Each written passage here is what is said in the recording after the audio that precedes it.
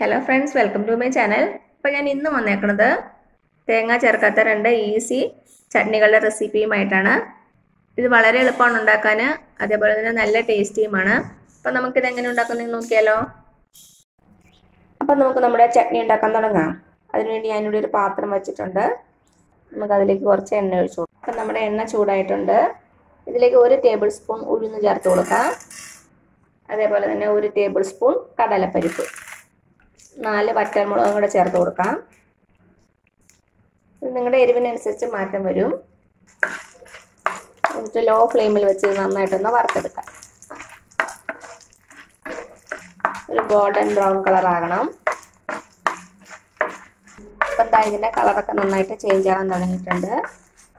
നമുക്കിതിലേക്ക് ഒരു ചെറിയ സവാള ചെറുതായിട്ട് കട്ട് ചെയ്തിട്ട് കൊടുക്കാം.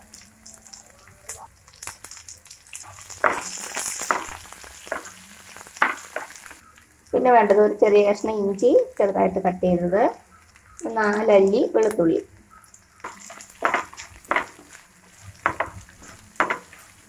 നമ്മുടെ സവാള നന്നായിട്ടൊന്ന് വഴന്ന് വരണം.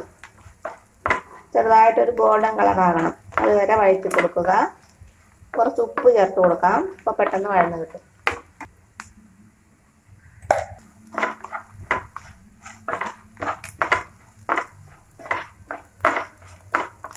അപ്പം നമ്മുടെ സവാള നന്നായിട്ടൊന്ന് വാടി വന്നിട്ടുണ്ട്. കുറച്ച് നേരം അവിടെ ഒന്ന് വെയിറ്റ് ചെയ്യാം. ഇനി ഇതിലേക്ക് നമുക്ക് 2 തക്കാളി ചേർത്ത് കൊടുക്കാം. 2 ചെറിയ തക്കാളിയാണ്, ചെറുതായിട്ട് കട്ട് ചെയ്ത്.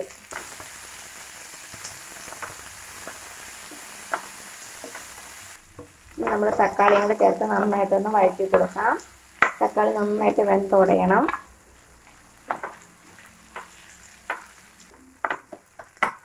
സവാളയും തക്കാളിയും കൂടെ നന്നായിട്ടൊന്ന് യോജിച്ച് വരണം. ഇപ്പം നമ്മുടെ തക്കാളി നന്നായിട്ട് വെന്തുടഞ്ഞിട്ടുണ്ട്.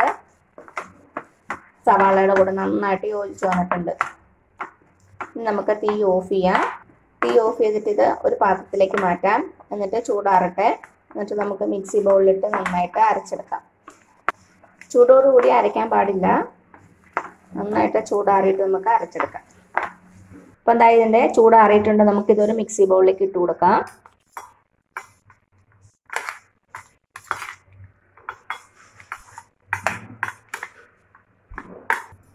ഇതിലേക്ക് ഒരു ചെറിയ കഷ്ണം പുളി ചേർത്ത് കൊടുക്കാം. അപ്പം നിങ്ങളുടെ തക്കാളിക്ക് പുളി ഉള്ളതാണെങ്കിൽ പുളി ചേർക്കേണ്ട ആവശ്യമില്ല. അപ്പം അത് നോക്കി ചേർത്തോണേ. ഒരു ചെറിയ പീസ് മാത്രമേ ചേർക്കണുള്ളൂ. ഇനി ഇതിലേക്ക് നമുക്ക് കുറച്ച് വെള്ളം ഒഴിച്ച് നന്നായിട്ട് അരച്ചെടുക്കാം. ഇത് ഒരു പാത്രത്തിലേക്ക് മാറ്റാം. കുറച്ച് വെള്ളം ഒഴിച്ചൊന്ന് ലൂസാക്കി എടുക്കാം. അപ്പോൾ കുറച്ച് തിക്കായിട്ടല്ലേ ഇരിക്കണേ. മിക്സി ബൗളിലേക്ക് തന്നെ വെള്ളം ഒഴിച്ചു കൊടുക്കാം. അപ്പോൾ അതിലുള്ള ചട്നികൾ നമുക്ക് വേസ്റ്റ് ആകാതെ വെച്ച്.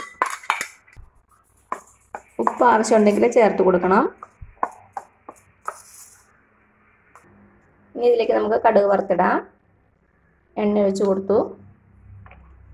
കടുക് ഇട്ട് കൊടുക്കാം. കുറച്ച് ഉഴുന്ന്,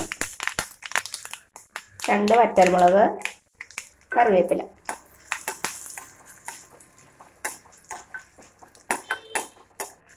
ഇത് നമുക്ക് നമ്മുടെ ചട്നിയിലേക്ക് ഒഴിച്ചു കൊടുക്കാം.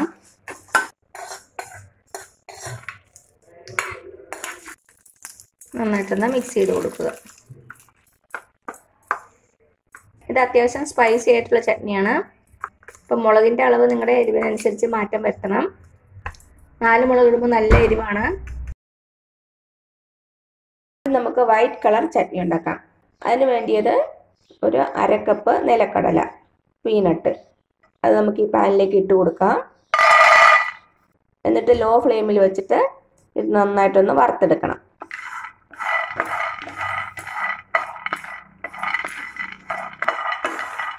നമ്മുടെ പീനട്ട് നന്നായിട്ട് ഫ്രൈ ആകണം. നന്നായിട്ട് ഫ്രൈ ആകുമ്പോൾ ഇതിൻ്റെ തൊലിയൊക്കെ താനെ അടർന്നു വരും. അതുവരെ നമുക്കിത് ഫ്രൈ ചെയ്യണം. ഹൈ ഫ്ലെയിമിൽ വെച്ചാൽ പെട്ടെന്ന് അങ്ങ് കരിഞ്ഞു പോകും. അത് കാരണം ചെറുതീയിൽ തന്നെ വെച്ചാൽ മതി. ഇതുകൊണ്ടോ നമ്മുടെ തൊലിയൊക്കെ പതുക്കെ റിമൂവ് ആകാൻ തുടങ്ങിയിട്ടുണ്ട്.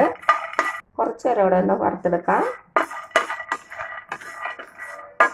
ഇതാ നമ്മുടെ കടല റെഡി ആയിട്ടുണ്ട്. നമുക്ക് തൊലി എടുക്കുമ്പോൾ തന്നെ ഈസി ആയിട്ട് റിമൂവ് ചെയ്യാൻ പറ്റും.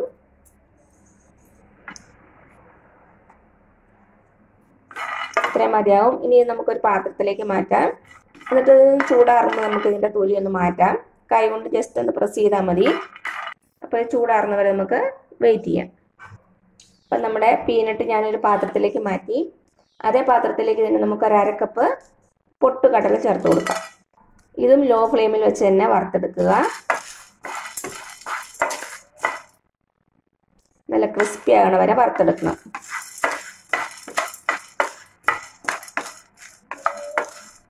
ഇപ്പോൾ ഇത് ഏകദേശം ആയിട്ടുണ്ട്. ഒരെണ്ണെടുത്ത് ചെക്ക് ചെയ്ത് നോക്കുക. ഇപ്പോൾ നല്ല ക്രിസ്പി ആയിട്ടുണ്ട്. കളറൊക്കെ ഒന്ന് ചേഞ്ച് ആയിട്ടുണ്ട്. ഇത്ര മതിയാകും. ഇത് നമുക്കൊരു പാത്രത്തിലേക്ക് മാറ്റാം. ഇതാ നമ്മുടെ പീനട്ടിൻ്റെ ചൂടാറിയിട്ടുണ്ട്. ഇതിൻ്റെ സ്കിന്നൊന്ന് ജസ്റ്റ് റിമൂവ് ചെയ്യാം. ജസ്റ്റ് ഒന്ന് പ്രസ് ചെയ്ത് കൊടുത്താൽ മതി. തൊലിയോട് കൂടി അരച്ചാൽ നമ്മുടെ ചട്നിയുടെ കളർ മാറിപ്പോകും. അത് കാരണമാണ് നമ്മൾ തൊലി എടുക്കുന്നത്.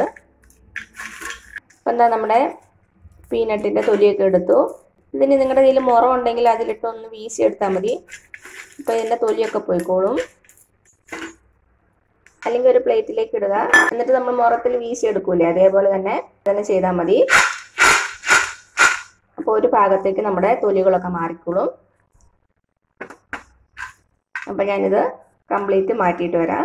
അപ്പം എന്താ നമ്മുടെ പീനട്ടെല്ലാം തൊലിയൊക്കെ കളഞ്ഞ് റെഡി ആയിട്ടുണ്ട്. ഇനി ഇതിൻ്റെ കൂടെ ചൂട് നന്നായിട്ടൊന്ന് ആറട്ടെ. അതുവരെ നമുക്ക് വെയിറ്റ് ചെയ്യാം. എന്നിട്ട് നമുക്ക് ചട്നി ഉണ്ടാക്കാം. ഇപ്പോൾ ഇതിൻ്റെ ചൂടൊക്കെ നന്നായിട്ട് ആറിയിട്ടുണ്ട്. നമുക്കിതൊരു മിക്സി ബൗളിലേക്ക് ഇട്ട് കൊടുക്കാം. ആദ്യം നമുക്ക് നന്നായിട്ടൊന്ന് പൊടിച്ചെടുക്കാം. ഇപ്പം എന്തായാലും നന്നായിട്ട് പൊടിഞ്ഞ് കിട്ടിയിട്ടുണ്ട്. ഇനി ഇതിലേക്ക് നമുക്ക് എരിവിനനുസരിച്ച് പച്ചമുളക് ചേർത്ത് കൊടുക്കാം. ഞാനിവിടെ ഒരു 3 പച്ചമുളക് ചേർക്കുന്നുണ്ട്.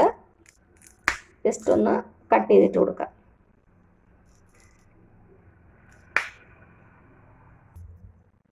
ഒരു ചെറിയ കഷ്ണം പുളിയും കൂടെ ചേർത്ത് കൊടുക്കാം. ഇനി ഇതിലേക്ക് ആവശ്യത്തിന് ഉപ്പ് ചേർത്ത് കൊടുക്കാം. ഇനി ഇതിലേക്ക് ആവശ്യത്തിന് വെള്ളം ഒഴിച്ച് കൊടുക്കാം.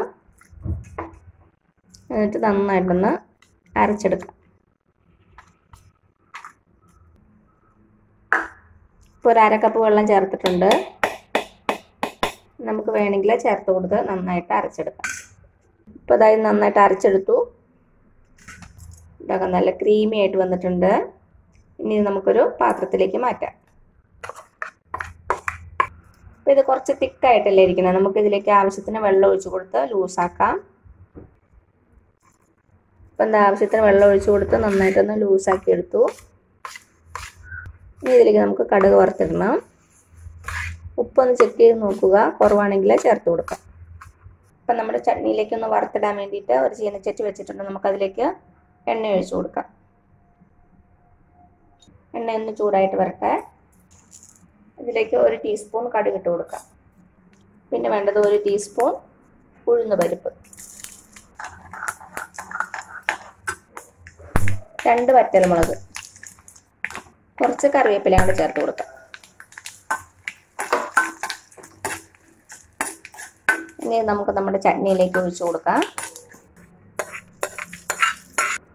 നന്നായിട്ടൊന്ന് മിക്സ് ചെയ്ത് കൊടുക്കാം. അപ്പം എന്താ നമ്മുടെ 2 ചട്നി റെഡി ആയിട്ടുണ്ട്. തേങ്ങ ചേർക്കാതെ വളരെ ഈസി ആയിട്ട് നമുക്ക് നല്ല ടേസ്റ്റി ആയിട്ട് ചട്നി ഉണ്ടാക്കാൻ പറ്റും. എൻ്റെ ഫേവറേറ്റ് ഈ തക്കാളി ചട്നിയാണ്. അപ്പോൾ എല്ലാവരും ഒന്ന് ട്രൈ ചെയ്ത് നോക്കുക. എന്നിട്ട് അഭിപ്രായങ്ങളൊന്നും അറിയിക്കാൻ മറക്കരുത്. അപ്പോൾ നിങ്ങൾക്ക് ഈ വീഡിയോ ഇഷ്ടമായാലും താഴെ കാണുന്ന ചുമന്ന സബ്സ്ക്രൈബ് ബട്ടൺ ഒന്ന് പ്രസ് ചെയ്ത് സപ്പോർട്ട് ചെയ്യണേ. അപ്പോൾ അതിന് തൊട്ടടുത്തൊരു ബെല്ലൈക്കൺ വരും. അതും കൂടെ പ്രസ് ചെയ്ത് ഓൾ എന്നുള്ള ഓപ്ഷൻ കൊടുക്കുക. ഇനി പുതിയ റെസിപ്പി ആയിട്ട് വരുന്നവരേക്കും thank you so much. By.